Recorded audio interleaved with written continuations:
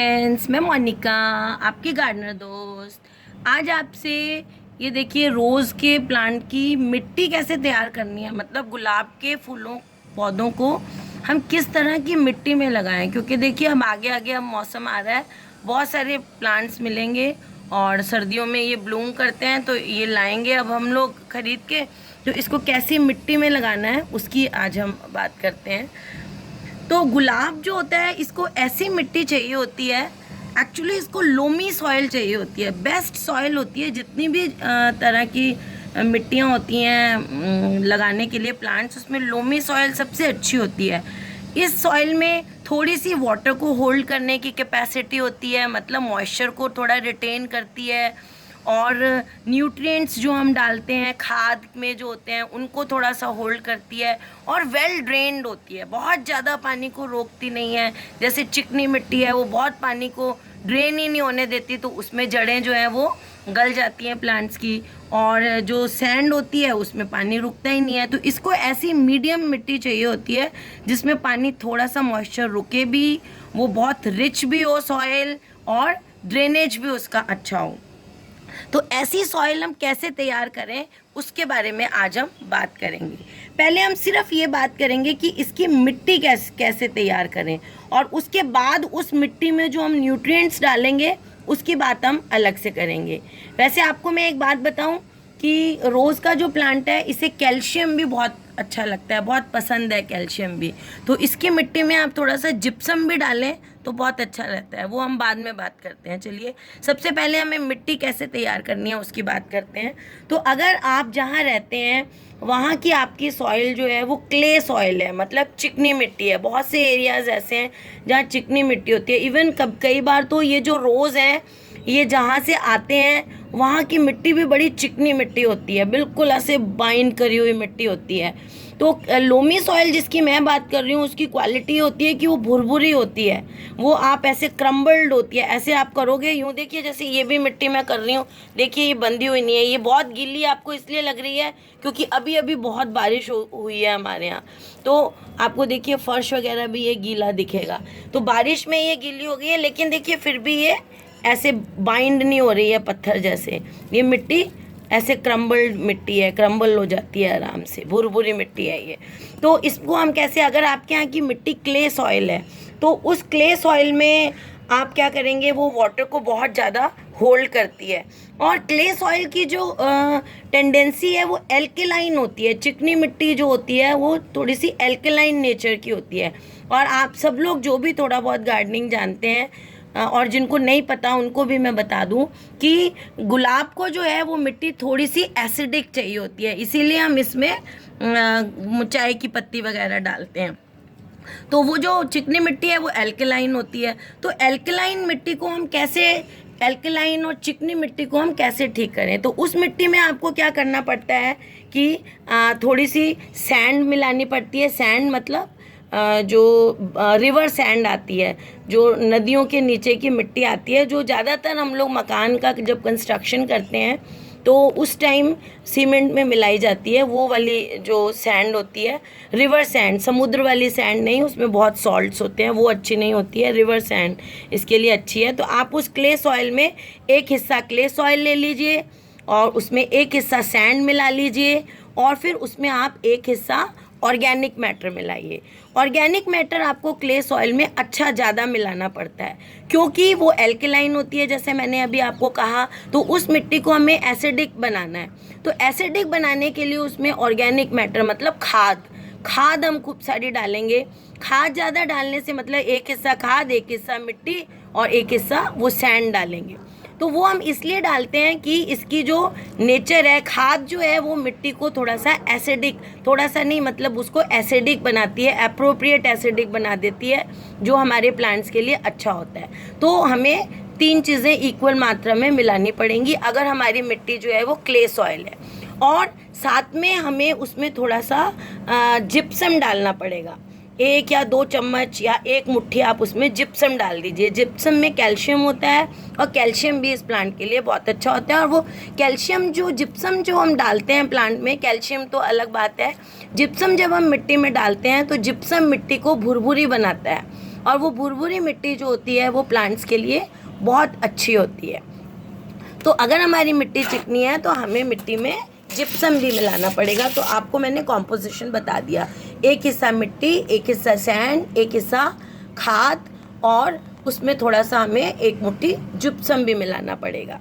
तो चलिए, अब जो खाद हम बनाते हैं किसी भी पौधे में, जब हम खाद डालते हैं तो मैं आपको कहती हूँ खाद का मतलब होता है गोबर खाद या वर्मी कंपोस्ट। उसमें थोड़ी सी आप अगर आप इसके लिए डाल रहे हैं, गुलाब के लिए डाल रहे हैं, तो उसमें सरसों खली भी डालिए आप उसमें एक मुट्ठी या बड़े वाले 2-3 चम्मच सरसों खली भी डाल दीजिए, एक मुट्ठी नीम खली भी डाल दीजिए एक 12 इंच के गमले में।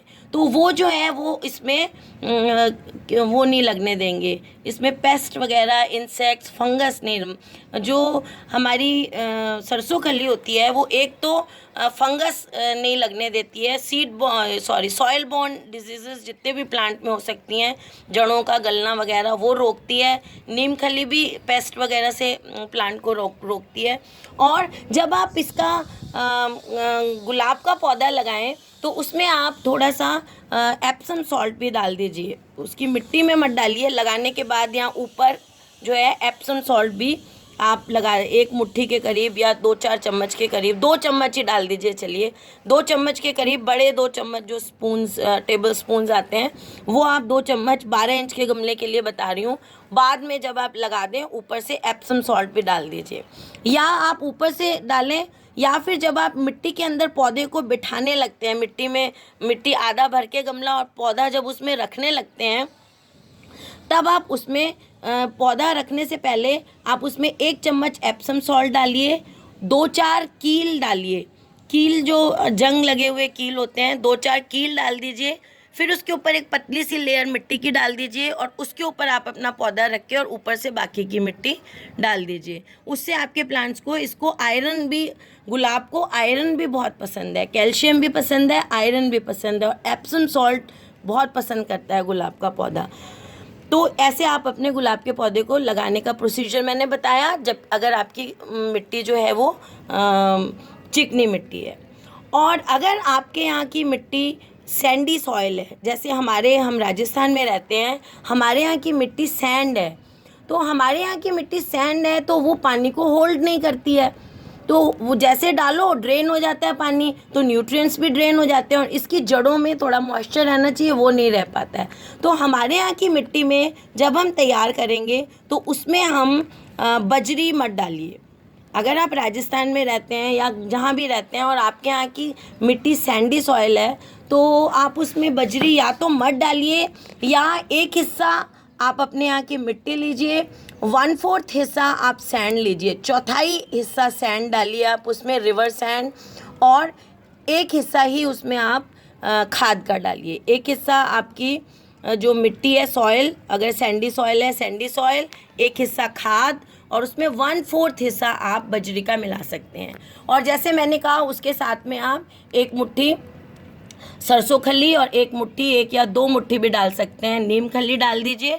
और वो जो मैंने आपको बताया कील डालना है और एप्सम सॉल्ट डालना है, वो वैसे ही करना है जैसे आपकी मिट्टी चिकनी मिट्टी है तो डाल रहे हैं तो करिए। तो ये जहाँ आप रहते हैं वहाँ जैसी आपकी मिट्टी है वैसा, इसमें आपको इतना जिप्सम डालने की ज़रूरत नहीं है। जिप्सम आप जब सैंडी सॉइल है तो आप जिप्सम बहुत थोड़ा सा डाल सकते हैं, 1 छोटा चम्मच या जितना आपने 2 चम्मच डाल दीजिए इसमें, ताकि जिप्सम थोड़ा सा कैल्शियम देगा और थोड़ा सा मिट्टी को इम्प्रूव करेगा। वैसे क्ले सॉइल में जिप्सम ज़्यादा डालना होता है, इसमें आप 12 इंच में 1 मुट्ठी भी डाल सकते हैं, क्योंकि ये उस मिट्टी को भुरभुरा बनाएगा।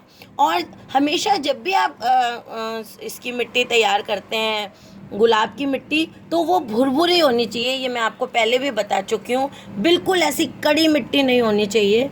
और इसकी जो मिट्टी होती है उसको आप 10-15 दिन में, 20 दिन में एक बार अच्छी तरह से उसको लूज़ करके, जिसको हम गुड़ाई कहते हैं, गुड़ाई, अब देखिए मेरे पास इस टाइम वो नहीं है, आप लोग कहीं मुझे कहेंगे हाथ इतना आप गंदे कर लेते हो। गुड़ाई आप ऐसे करिए, हॉरिजॉन्टल, आप जब ऐसे खुरपी को रख के ऐसे गुड़ाई करेंगे, मेरे हाथ को आप खुरपी मान लीजिए तो ऐसे गुड़ाई करें, ऐसे ऐसे नहीं डालेंगे खुरपी को। तो उससे क्या होता है कि ऊपर की जो अनवांटेड जड़ें सी होती हैं वो भी थोड़ी प्रून हो जाती हैं। नीचे जड़ें डेवलप होनी ज़्यादा ज़रूरी होती हैं। ज़्यादा सुपरफिशियल जड़ें डेवलप हो जाएं प्लांट में तो वो धूप लग के प्लांट को जल्दी मार देती हैं, एक्सपोज हो जाती हैं। उनको पानी भी जल्दी चाहिए होता है क्योंकि पानी तो ग्रेविटी से नीचे जाता है, तो उनमें अगर नहीं रहा तो वो पौधे को जल्दी ख़राब करती हैं। न्यूट्रिशन भी नीचे वाली जड़ें ज़्यादा अच्छा ले पाती हैं, ये भी लेती हैं, लेकिन इसलिए हमें गुड़ाई करने से क्या होता है, और इसकी जो जड़ें होती हैं उसको एयर मिलना ज़रूरी होता है गुलाब की जड़ों को।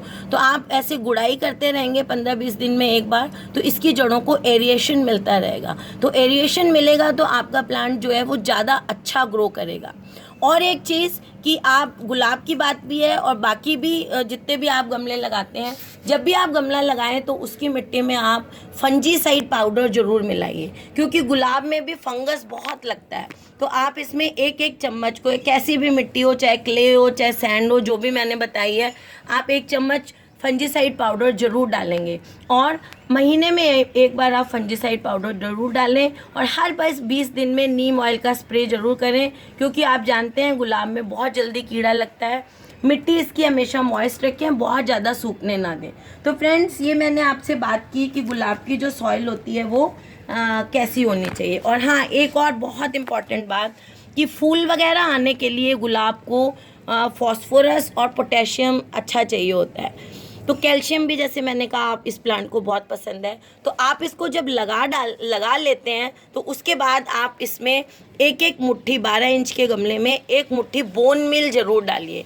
बोन मिल में कैल्शियम और फॉस्फोरस अच्छा होता है, जो इस प्लांट को फ्लावरिंग के लिए बहुत अच्छा होता है। और पोटेशियम के लिए आप या तो पोटाश पाउडर डाल सकते हैं 1 चम्मच हर गमले के हिसाब से, या आप ये जो होते हैं बनाना पील्स जो होती हैं उनको आप सुखा के रख लीजिए, जितनी भी हैं आपके, पाउडर बना के, और 20 दिन में एक बार 1 चम्मच या 2 चम्मच बनाना पील और ऑरेंज पील्स जो होती हैं उनको सुखा के रख लीजिए, और उनका पाउडर एक मिक्स करके रख लीजिए। एक पाउडर 15-20 दिन में डालेंगे तो वो इसकी मिट्टी को एसिडिक भी रखता है, और पोटेशियम मिलने से इसके फूल बहुत बड़े आते हैं। बनाना पील के आप डालेंगे तो बहुत अच्छे आते हैं।